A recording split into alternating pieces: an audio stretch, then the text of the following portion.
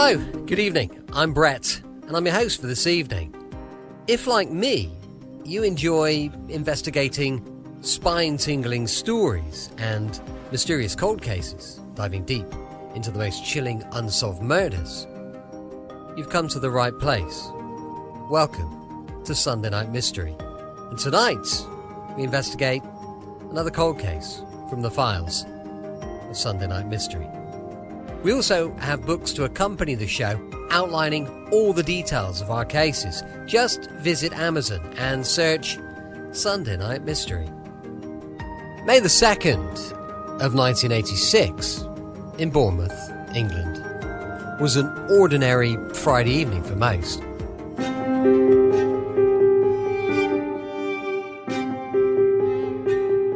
The weekend just beginning to unfold.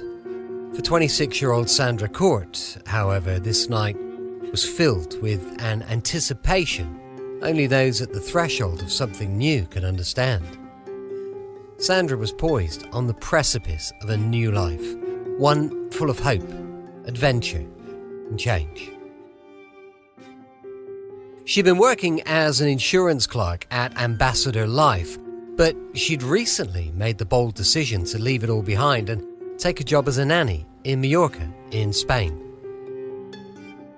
She'd spent months preparing for the move, securing the job, making arrangements, and mentally leaving behind the life she'd known.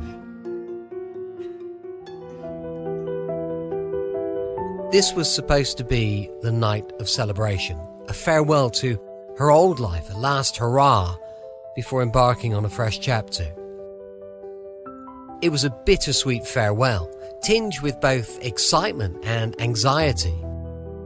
It was supposed to be her moment, a chance to let go and enjoy herself.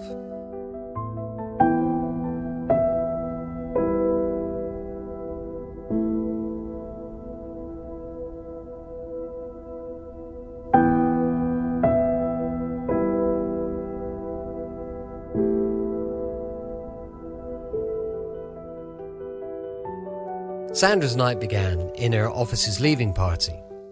There was laughter and clinking glasses, a small gathering of friends and colleagues sharing in her joy.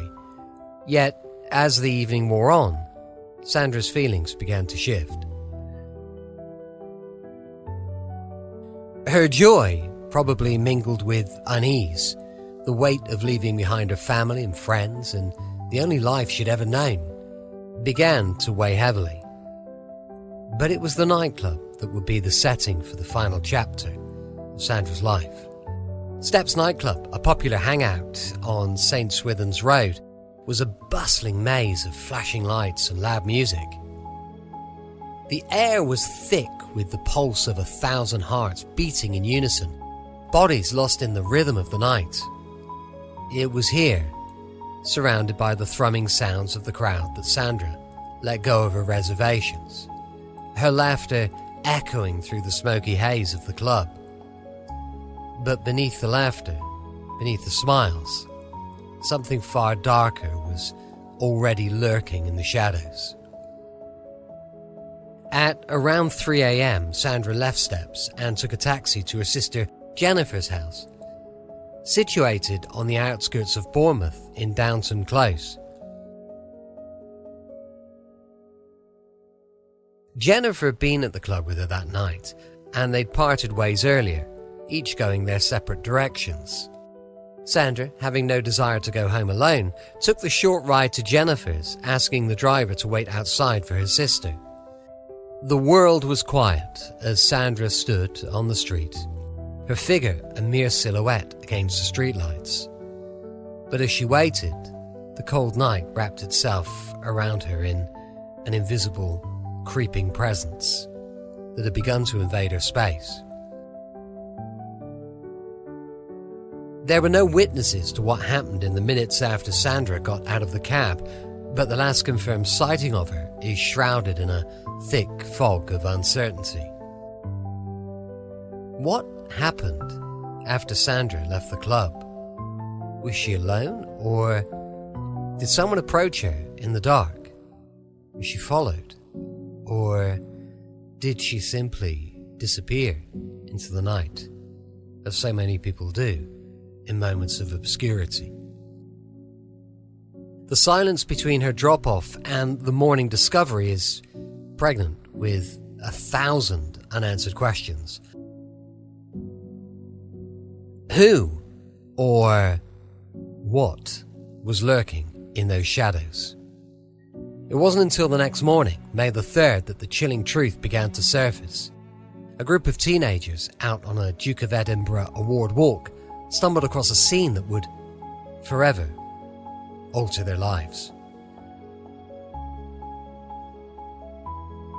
There, lying in a water-filled ditch on the Avon Causeway near Sopley, was Sandra's lifeless body. Her pale skin lay cold against the dark earth, surrounded by the quiet, eerie stillness of the New Forest. Her body seemed to have been discarded, left carelessly, almost callously in the water, a body that had once danced and laughed, now still and unmoving. Her eyes were closed, her limbs splayed out in a grotesque tableau that felt almost staged, and there was something haunting about the way she lay. Her clothing intact, but her shoes, her precious shoes, were missing. She'd been strangled, though the autopsy revealed that the force used was minimal, deliberate, controlled. It was a chilling detail. Was it the work of someone who knew what they were doing? Someone who understood just how much force was needed to take a life without leaving an obvious mark of violence? The lack of sexual assault only deepened the mystery. But what really unsettled investigators were the details surrounding her death. There were no signs of struggle, no evidence that Sandra had fought for her life. She had simply been overpowered, held, strangled. Why? What had driven her killer to such an act? What lay beneath the surface of this seemingly random attack?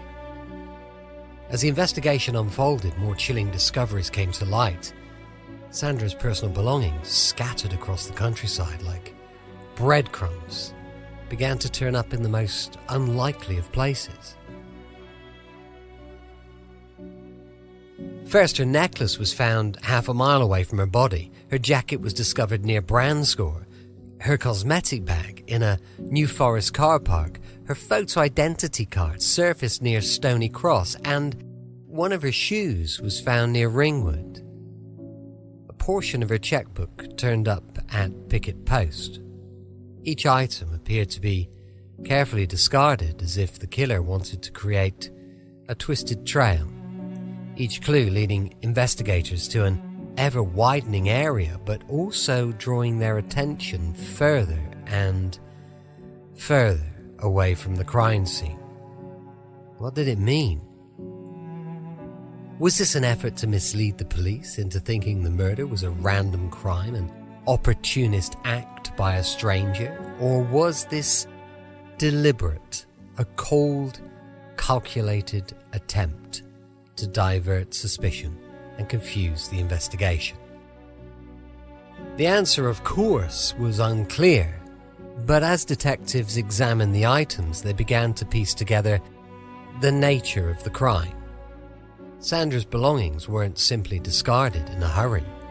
It was as though the killer had planned the movements of the items, strewn across a wide area, making the investigation seem far more complex than it actually was.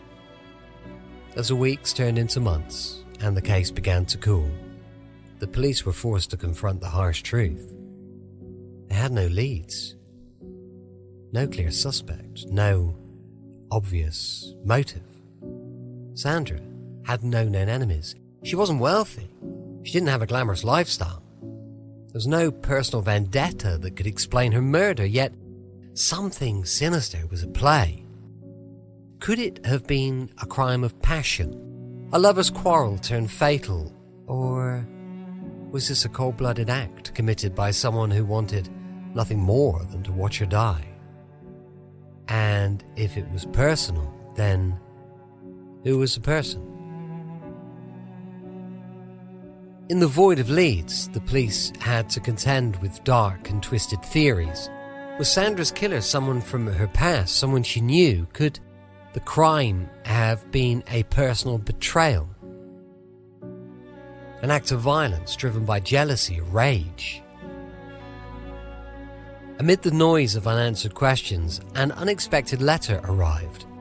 A letter postmarked May the 16th, 1986, from Southampton. It arrived at the desk of Detective Superintendent Alan Rose, who'd been tirelessly working on the case.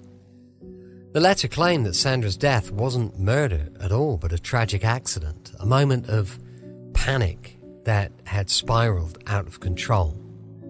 The writer of the letter insisted that the person responsible was not a cold-blooded killer, but someone who had acted in the heat of the moment, overwhelmed by the situation, too afraid to come forward. But what was most chilling was the fingerprint found on the letter's stamp. Could this fingerprint be the key to solving the case? If so, why had it led nowhere? Why had this clue remained locked in a cold, impenetrable silence for all these years? And then came the phone call to Crimewatch, a voice over the airwaves that echoed the same sentiment as the letter. Sandra's death had been an accident, an unfortunate event that had spiraled out of control. Was it really an accident? Was the killer genuinely remorseful? Or was this merely an elaborate ruse designed to mislead the investigation? Over time, suspicion fell on one figure, John Cannan. An evil man with a long history of violence, including a string of brutal attacks and murders. Cannan was a disgusting excuse for a human being, notorious for his ability to strike fear into anyone who crossed his path. Cannan had been linked to the disappearance of Susie Lamplugh and the murder of Shirley Banks. His name surfaced in connection to Sandra's case, though there was no concrete evidence to tie him to her death. Could Cannan have been involved? Could his brutal nature have found a home in the murder of Sandra Court?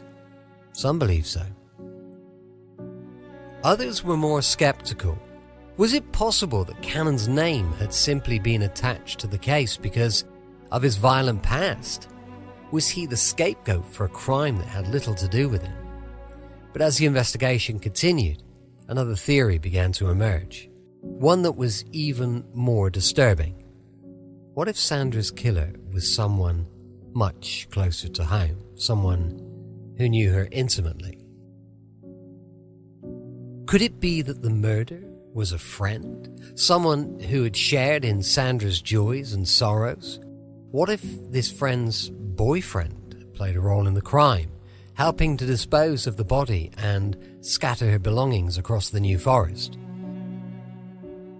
And what if this friend's family, particularly her mother, had known all along and had helped cover up the crime? The theory sent a chill down the spine of everyone who considered it. Was it possible that Sandra had been betrayed by someone she trusted, someone who knew her better than anyone? And if so, why did the investigation grind to a halt? Could someone, perhaps with the power or influence, have prevented the truth from emerging? The fingerprints, the scattered belongings, the anonymous letter are all pieces of a puzzle that never quite fit. Decades have passed. Sandra Court's murder remains unsolved. There are many theories, many possibilities, but no answers.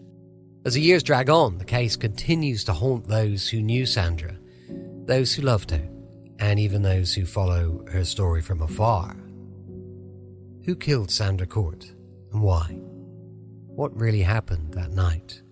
Somewhere deep in the shadows, the truth remains hidden, but perhaps, just perhaps, the truth is not as far away as it seems. Someone knows the answer. Someone always has. One day, perhaps the truth will finally come to light. If you have any information, no matter how small, contact Dorset Police at 101. You may hold the key to unlocking this dark mystery once and for all. If you have any information about tonight's or any of the cases that we feature, please contact your local authorities. Stay safe, and until next time, keep questioning, keep searching, and keep unraveling the mysteries of our world. Because time, like a merciless predator, marches on, leaving behind shattered dreams and broken promises. Yet, amidst those shadows of despair, glimmers of hope remain.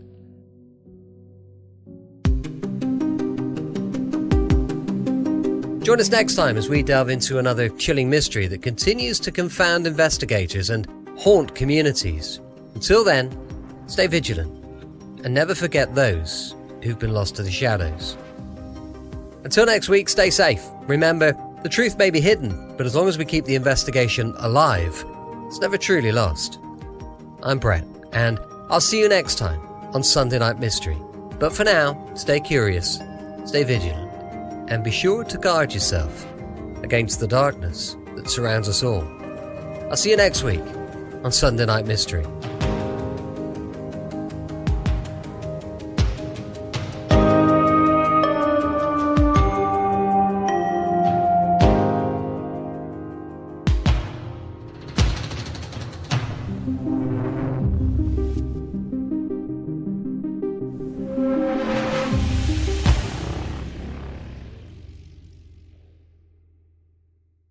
These podcasts are based on real unsolved murder cases. However, some elements have been dramatised or fictionalised for narrative purposes.